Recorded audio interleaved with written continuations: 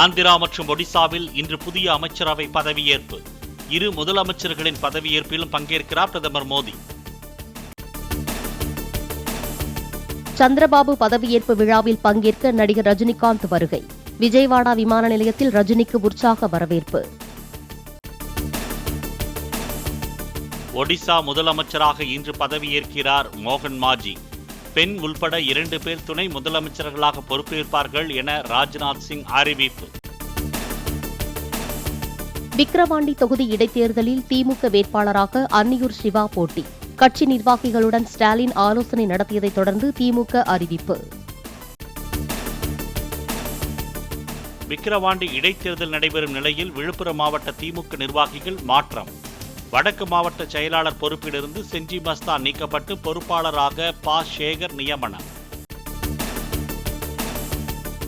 விக்கிரவாண்டி இடைத்தேர்தலை முன்னிட்டு ஜூன் 24க்கு பதில் 20ஆம் தேதியே கூடுகிறது சட்டமன்ற கூட்டத்தொடர். எத்தனை நாட்கள் நடைபெறும் என்பது அலுவல் ஆய்வுக்குழு கூட்டத்தில் முடிவு செய்யப்படும் என சபாநாயகர் அப்பாவு அறிவிப்பு. காங்கிரஸ் எத்தனை காலம் பிற கட்சிகளை சார்ந்து இருப்பது என செல்வ பெருந்தகை கேள்வி. எந்த திசையில் செல்வது என்பதை கட்சியினர் முடிவு செய்ய வேண்டும் என்றும் காங்கிரஸ் பொதுக்குழு கூட்டத்தில் பேச்சு. எவ்வளவு காலம் பிறரை சார்ந்திருக்க முடியும்? நாம் கட்சியை எந்த திசையில் கொண்டு செல்ல போகிறோம்? நாம் ஆசைப்படலாம், ஆனால் பேராசைப்படக்கூடாது என செல்வ பெருந்தகையின் பேச்சுக்கு EVKS இளங்கோவன் பதில். ஆசை இருக்க வேண்டியதான், இல்லை என்று சொல்லவில்லை. அது பேராசையாக ஆகி கடைசியிலே ஒன்றுமில்லாமல் உருப்படி இல்லாமல் போய்விடக் கூடாது. காங்கிரஸ் வெற்றிக்கு திமுகவும் ஸ்டாலினும் தான் காரணம் என்றும் கருத்து. இன்றைக்கு தமிழகத்திலே 40 பெற்றிருக்கின்றோம் என்று சொன்னால் அதற்கு காரணம் திராவிட முன்னேற்ற கழகமும் அதனுடைய முதலமைச்சர் ஸ்டாலின் என்பதையும் நீங்கள் மறந்துவிடக் கூடாது. காங்கிரஸ் கட்சியில் இருக்கும் மேதையை தூக்கி கூவத்தில் போட்டு மிதிக்க வேண்டும். காங்கிரஸ் கமிட்டி பொதுக்குழு கூட்டத்தில் EVKS இளங்கோவன் ஆவேசம். உள்ளாட்சி தேர்தலில் தனித்து போட்டியிட காங்கிரஸ் பொதுக்குழு உறுப்பினர்கள் சிலர் வலியுறுத்தல். சில இடங்களில் கூட்டணி கட்சியினர் காங்கிரஸ் கட்சியினரை மதிக்காமல் செயல்படுவதாக பீட்டர் அல்போன்ஸ் உள்ளிட்டோர் குற்றச்சாட்டு. வெளிமாநில பதிவெண்ணுடன் இயக்கப்படும் ஆம்னி பேருந்துகளில் பொதுமக்கள் பயணிக்க வேண்டாம் என போக்குவரத்து ஆணையர் கருத்து.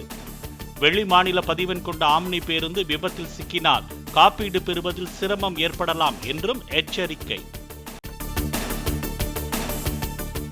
விஷவாயு தாக்கி 3 பேர் உயிரிழந்த விவகாரத்தில் உரிய விசாரணை நடத்தக் கோரி புதுச்சேரியில் சாலை மறியல். கால்வாயில் கசிந்த விஷவாயு வீட்டின் கழிவறைக்கு சென்றதற்கு அதிகாரிகளின் அலட்சியமே காரணம் என குற்றச்சாட்டு. மோடியின் குடும்பம் என சமூக வலைதளத்தில் செய்த பதிவை நீக்குமாறு பிரதமர் மோடி வேண்டுகோள். மக்களவைத் தேர்தலில் மக்கள் அளித்த ஆதரவுக்கும் சமூக வலைதளத்தில் நன்றி தெரிவித்தார்.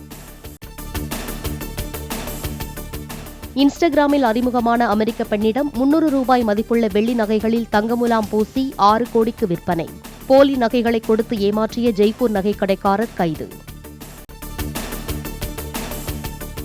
போதை மருந்து பயன்படுத்திய வழக்கில் அமெரிக்க அதிபரின் மகன் ஹண்டர் பைடன் குற்றவாளி என தீர்ப்பு. 25 ஆண்டுகள் சிறை தண்டனை வரை விதிக்கப்பட வாய்ப்பு. தீர்ப்பை எதிர்த்து தமது மகன் மேல்முறையீடு செய்ய இருப்பதாக ஜோ பைடன் அறிவிப்பு. எகிப்தின் கிசா என்ற பனி படர்ந்த பகுதியில் நடைபெற்ற கார் பந்தயம். தனியார் ரிசார்ட்டில் முதன்முறையாக ஏற்பாடு செய்யப்பட்ட கார் பந்தயத்தை கண்டுகளித்த பார்வையாளர்கள்.